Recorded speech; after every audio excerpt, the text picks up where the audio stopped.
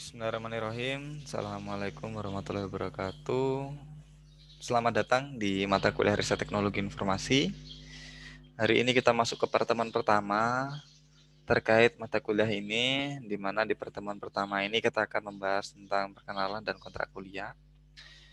Mungkin insya Allah teman-teman sudah mengenal saya, jadi salah satu dosen untuk yang diamanai untuk mengajar mata kuliah Riset Teknologi Informasi ini. Nama saya Aranta. Dan di sini saya juga akan ditemani oleh Bapak Heri Wijayanto yang insya Allah juga akan mengampu mata kuliah ini. Jadi nanti akan menjadi 2 kelas begitu ya. Jadi di sini saya akan menjelaskan terkait kontrak kuliah terlebih dahulu. Jadi semoga teman-teman menyetujui terkait kontrak kuliah ini. Saya akan coba munculkan RPS-nya. Jadi RPS-nya sudah ada teman-teman di Beraja. Nanti teman-teman bisa mendownload RPS-nya begitu. Jadi mata kuliah ini terdiri dari 2 SKS. Begitu, ada beberapa hal yang mungkin perlu kita bahas di awal. Yang pertama, untuk kehadiran SIA adalah 75%. Jadi diharapkan teman-teman tidak lebih kecil dari 75% untuk kehadirannya. Dan untuk UAS adalah 50%, 10% dari tugas dan kuis, dan 30%-nya dari UTS. Nah, dari mata kuliah ini memiliki output penelitian yaitu proposal PKM 2021. Jadi diharapkan teman-teman ketika sudah menyelesaikan mata kuliah ini dapat memiliki sebuah proposal yang siap disubmit di pendanaan PKM di tahun 2021.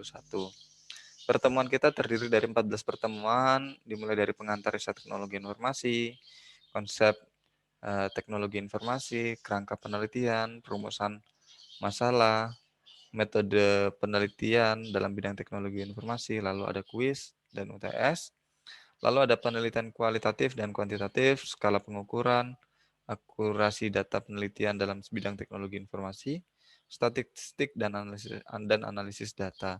Ini adalah beberapa poin yang akan kita bahas di mata kuliah riset teknologi informasi ini. Lalu untuk capaian dari mata kuliah ini dapat kita lihat di RTM-nya, di mana apabila kita mengacu pada RTM mata kuliah riset teknologi informasi ini adalah memiliki final project adalah menyusul proposal penelitian program kreativitas mahasiswa. Jadi bentuknya adalah proposal PKM. Nah, lalu dengan beberapa harapan yaitu mahasiswa mampu merancang penelitian dalam bentuk proposal penelitian dan mempresentasikannya dalam kelompok-kelompok kecil. Ada poin-poin mendukung yang lain seperti menghargai pendapat atau temuan orang lain, mempunyai ketulusan, komitmen, dan kesungguhan hati dalam bekerja sama, memiliki kepekaan sosial, serta kepedulian terhadap masyarakat dan lingkungan. Nah, topik-topiknya adalah terkait bidang-bidang di teknologi informasi yang diimplementasikan di lingkungan. Lalu untuk pengetahuannya, memahami konsep teoretik penelitian, kualitatif dalam bidang pendidikan, mampu merumuskan grand konsep variabel, dan menyusun kerangka berpikir terkait konstelasi variabel dalam rangka perumusan hipotesis. Nah, ini adalah beberapa poin-poin terkait RTM-nya. Di sini beberapa deskripsi tugas adalah merancang latar belakang, pemilihan judul penelitian, penyusunan proposal penelitian, dan batasan-batasannya adalah proses bermuara pada perancangan proposal pada tiap tahap-tahap implementasi, aspek analisis yang dilakukan adalah penentuan judul artikel, perumusan masalah, dan tujuan, serta menentukan hipotesis dan variabel-variabel dari masing-masing penelitian yang dilakukan. Lalu tahapan pengerjaan tugasnya dapat dilihat di sini, yaitu adalah pemahaman dokumen, memahami penelitian bidang teknologi informasi, mencari 3 judul penelitian survei, eksperimen, dan kasus, menentukan topik penelitian dengan tema COVID-19 di bidang IT, seperti itu. Ini adalah tahapan-tahapan penelitian atau pengerjaan tugasnya, lalu pengerjaan bentuk dan format luarannya seperti yang ada di sini, terdiri dari pembuatan ringkasan, proposal, dan slide presentasi. Lalu indikator capaiannya adalah ringkasan kuis, tugas, UTS, dan UAS. Jadi kurang lebih dapat disaksikan di RPS dan RTM-nya. Baik, kita lanjut untuk mata kuliah ini. Jadi kita masuk ke materi.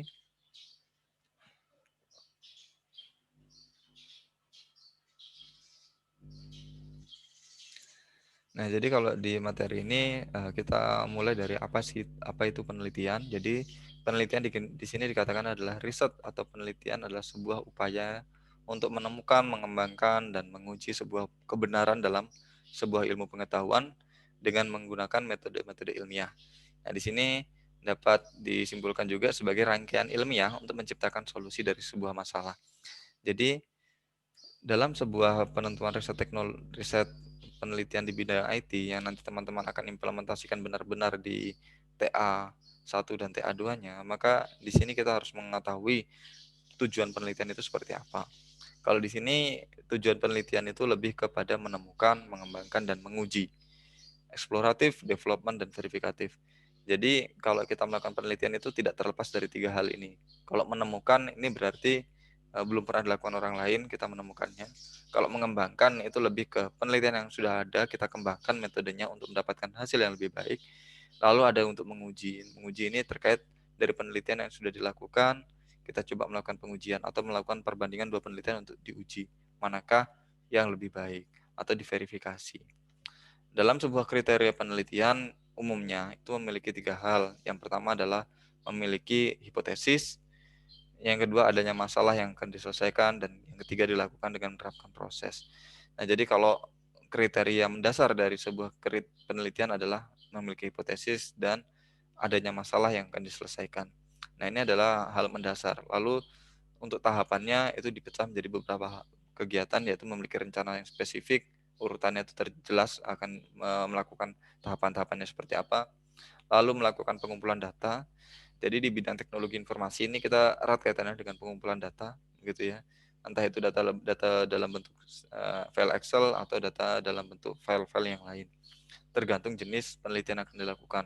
Apabila penelitian di bidang citra, maka data citra yang akan dikumpulkan.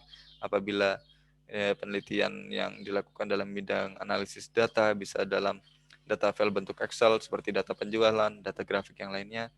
Lalu ada penelitian di bidang suara, maka mengumpulkan sampel-sampel suara dan lain sebagainya.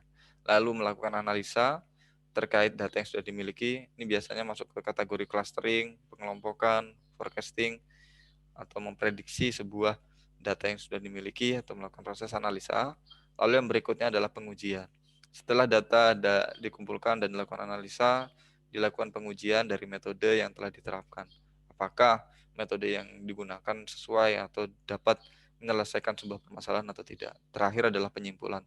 Jadi hasil yang sudah ditemukan itu akan disimpulkan. Nah, penyimpulan ini sangat penting untuk mengetahui apakah penelitian kita lakukan ini memiliki hasil yang baik atau hasil yang tidak begitu baik. Tentu saja penelitian tidak harus semuanya baik.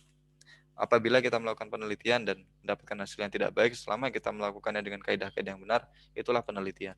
Jadi kita bisa menemukan hasil apa yang dapat kita simpulkan dari proses penelitian yang dilakukan. Lalu ada ciri-ciri penelitian, di mana ciri-ciri dalam sebuah penelitian adalah dilakukan dengan cara sistematik, bertujuan untuk meningkatkan, memodifikasi, dan mengembangkan pengetahuan. Ketika dilakukan dengan melalui pencarian fakta, dapat diuji kebenarannya, dan dapat disampaikan atau dikomunikasikan dengan peneliti yang lain.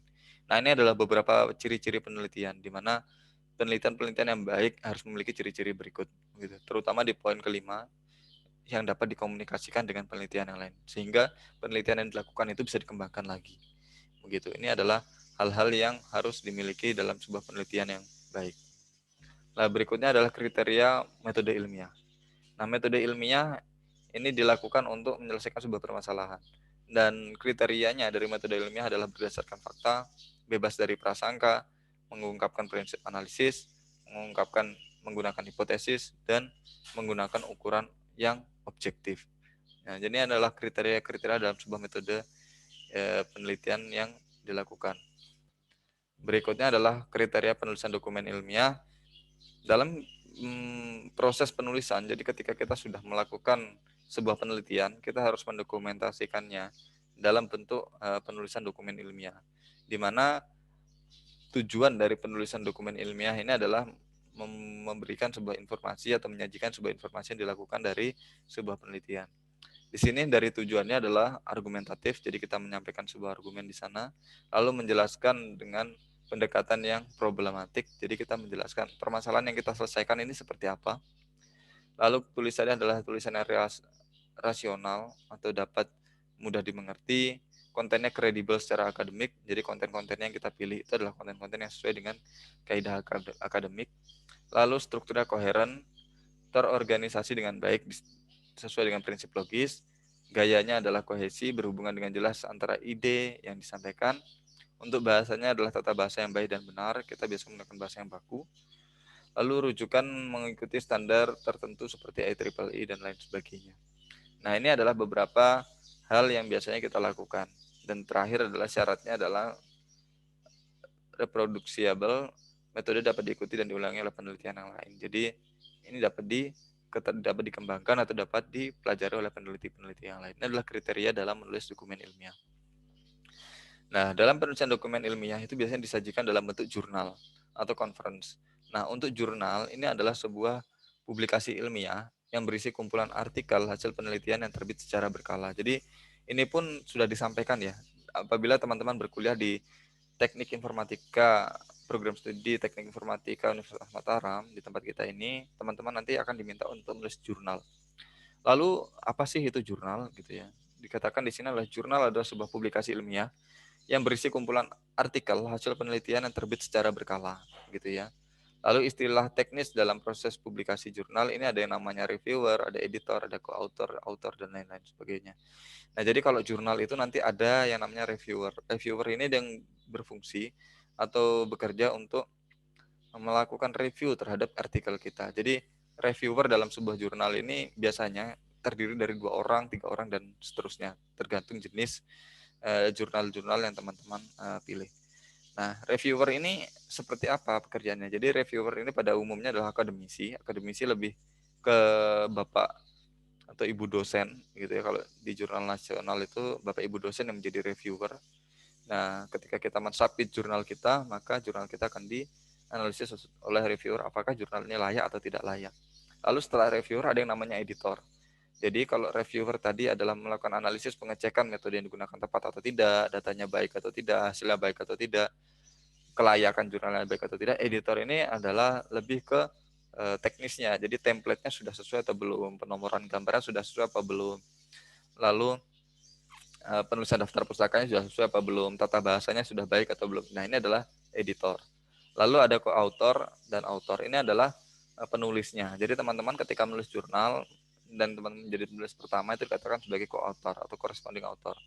Nah, fungsi dari co-author ini apabila nanti jurnal teman-teman dipublikasi dan ada orang yang ingin bertanya, maka orang-orang tersebut akan menghubungi co-authornya. Lalu ada komponen dalam jurnal. Nah, dalam penulisan sebuah jurnal itu ada beberapa hal yang umum terdapat dalam sebuah jurnal, yaitu ada abstrak, lalu ada pengantar, introduction, ada kajian pustaka, metodologi, hasil analisis, diskusi implikasi penelitian, dan daftar pustaka. Kita mulai dari abstrak. Jadi abstrak ini adalah rangkuman dari sebuah jurnal, yang dimana rangkuman-rangkuman ini berisikan tentang hasil dari penelitian yang dilakukan, permasalahan yang diselesaikan, metode yang digunakan. Lalu untuk pengantar ini lebih ke latar belakang. Kenapa penelitian ini diperlukan? Latar belakangnya seperti apa? Begitu. Kalau kita mengangkat sebuah topik, begitu ya. Pengenalan aksara Sasak menggunakan kamera, gitu ya. Jadi ketika disorot, apakah aksara ini bisa dikenali ini huruf H, Na, Caraka dan seterusnya. Ini adalah pengantarnya. Kenapa ini diperlukan? Lalu di bagian pengantar ini menjelaskan sumber-sumber pendukung bahwa memang penelitian ini harus dilakukan. Nah, ini adalah terkait dengan pengantar. Lalu ada kajian pustaka. Untuk kajian pustaka ini berisi informasi terkait penelitian-penelitian sebelumnya yang telah dilakukan. Lalu ada metodologi penelitian, inilah metode yang digunakan. Jadi ketika teman-teman melakukan proses penelitian, teman-teman menemukan metode yang akan digunakan, ini masuk di kategori metodologi. Di sana disajikan kenapa metode ini digunakan, kenapa metode ini penting dilakukan, seberapa erat kaitan metode ini dengan penelitian dilakukan.